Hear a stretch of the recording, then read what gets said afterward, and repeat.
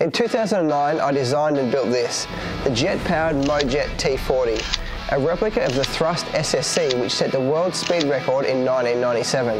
After 3 years of development, we attempted our very own world land speed record. So he went full noise and turned, and it didn't quite turn enough, and it went into the railing, went like front foot forward into a tree, and it's all bunged up now. And now, almost 15 years later, I've not been able to get this project out of my head. So with the little boss by my side and a few new ideas, it's time to give this jet car another shot.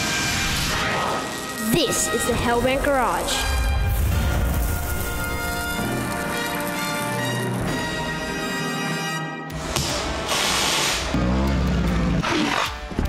Well, we're back in the Hellbent Garage. There's been a little bit of a delay. We have sort of finished the Widowmaker. We're just waiting on a couple of parts to come so we can install that turbo kit and go for a world record. So in the meantime, we're going to get stuck into the second series of the Hellbent Garage, the twin turbine powered remote control jet car.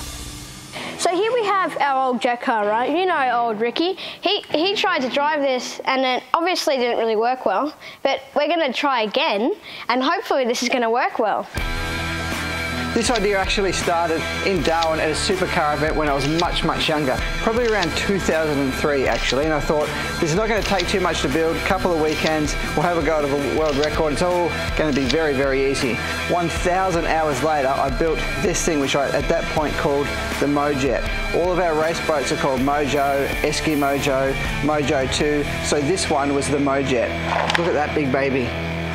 That's 20 pounds of thrust out of that, so 40 pounds of thrust for this one in total, which should have been enough power to push it to around 300 kilometres an hour. We only got to 93 before it hit the fence, which is pretty funny.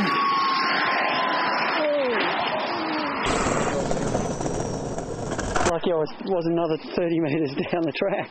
But everything's in pieces because it was a while ago. Here we have this turbine that I have stuck a Hellbent Garage sticker on. I like this one. Hopefully we'll be able to get the other ones running. And we have Red Bull. Can we change this to Castrol? I don't like Red Bull. I like their racing. I like Castrol more. We learnt so much from this adventure. One, O-rings are really not a good tyre. Very little surface area keeping the car in contact with the road, so very bad idea.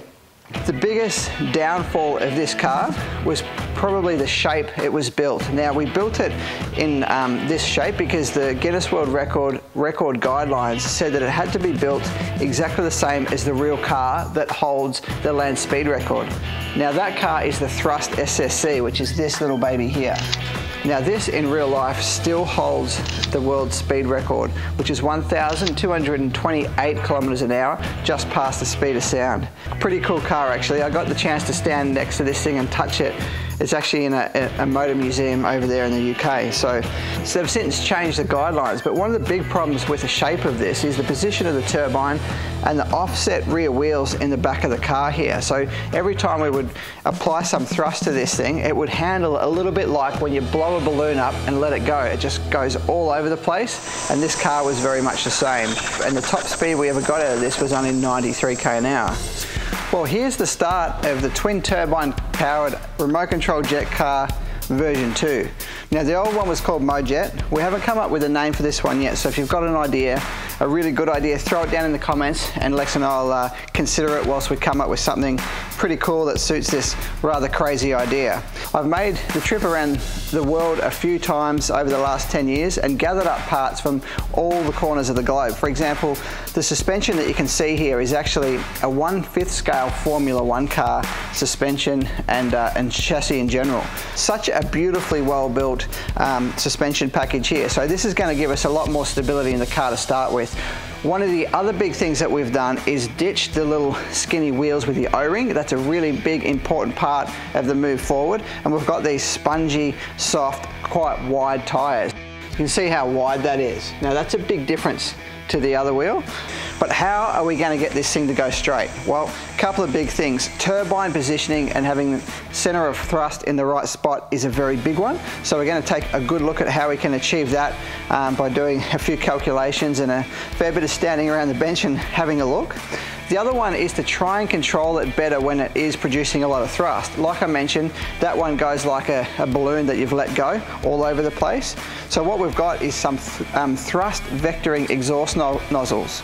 So basically what's going to happen, I'm going to try and hook those up to a gyro if it works on this one. And as soon as the car starts to turn, the exhaust nozzles are also going to turn to direct the thrust to straighten the car. So all that should happen without me having anything to do with it, hopefully.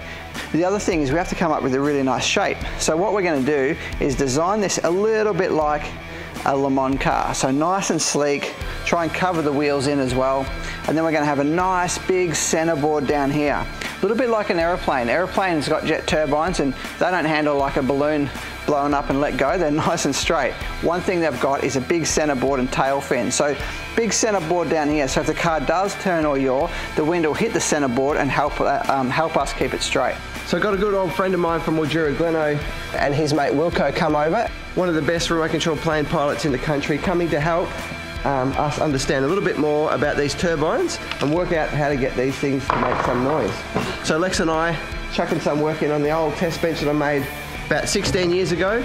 We're going to throw the new turbines on there, start hooking up some cables, get ready for these guys to come along and show us how it's all done. Let's do it.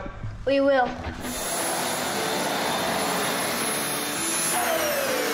What do you reckon? You going to start or not? Fire extinguisher needed? We can only hope. Come over! This is exciting! Any flames?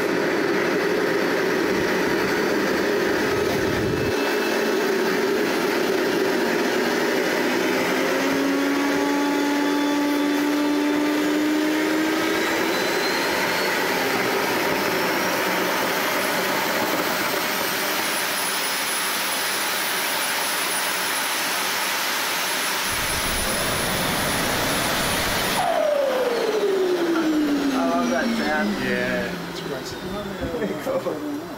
What do you reckon?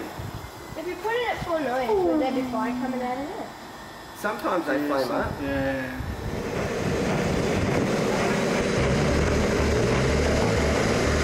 So Dad, knowing who he is, Dad had another idea that is to strap it on my old go-kart. With Mace sitting in it, driving it up the driveway. Mace is getting ready. The idea with the throttle is Dad has the controller and Mace is sitting in the go-kart driving. Oh, Dad has the controller doing the throttle. I know. Not very smart idea.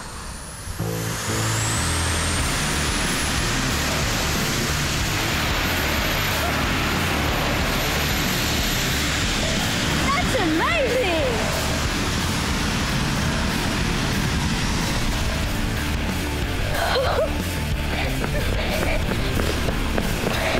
That worked pretty well.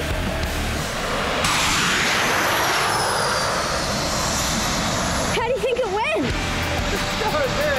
Yeah! Well, that got the trees rustling. That was insane. You can do it again? Wait till the sun goes down and we'll go straight down in the Pan Highway. That was cool. Peace.